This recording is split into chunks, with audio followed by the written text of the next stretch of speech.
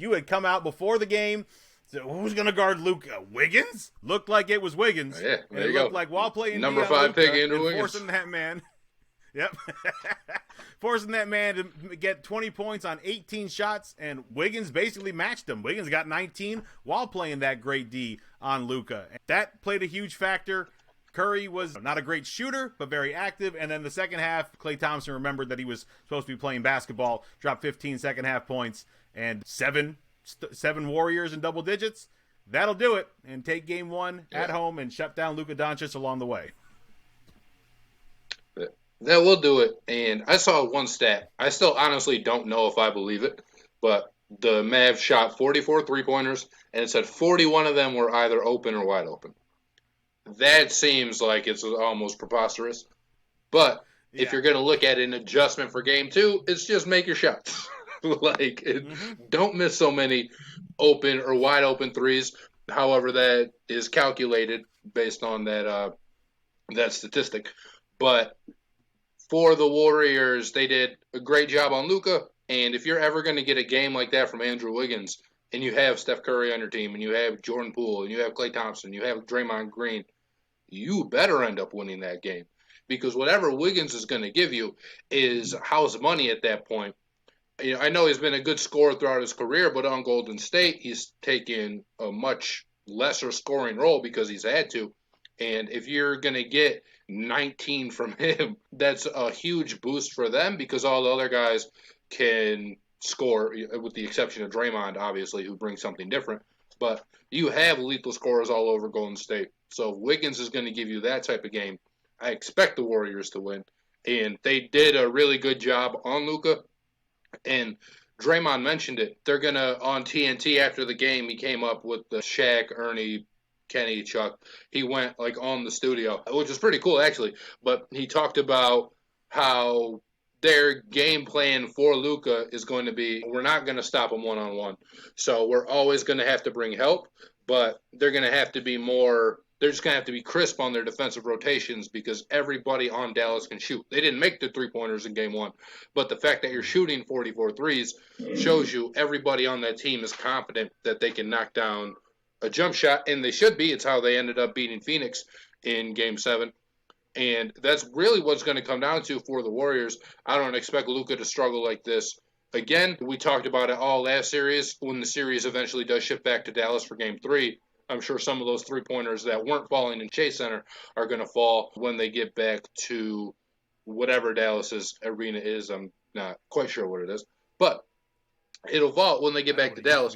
And that's what it's going to have to be for Golden State, is you're just going to have to stay crisp on those rotations. Help off of Luka, make him get rid of the ball, and then if you can contest some of those threes or at least get a hand up, that's probably a good recipe for them to continue having success. And if Andrew Wiggins is going to give you games like this, then the series will be over quickly. I don't expect that necessarily to happen, but it's a good boost, and he's certainly a guy who's capable of it.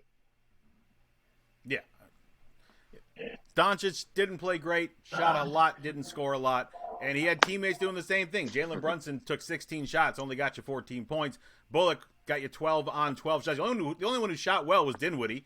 He gave you 17 on 5 for 11 shooting. That's efficient. That's good scoring. He actually got some help, but there's just so many shots by the Mavs that would not drop early, middle, and late, and by that point, it was just there was no chance of coming back in this one, not when Steph found a little bit of his groove.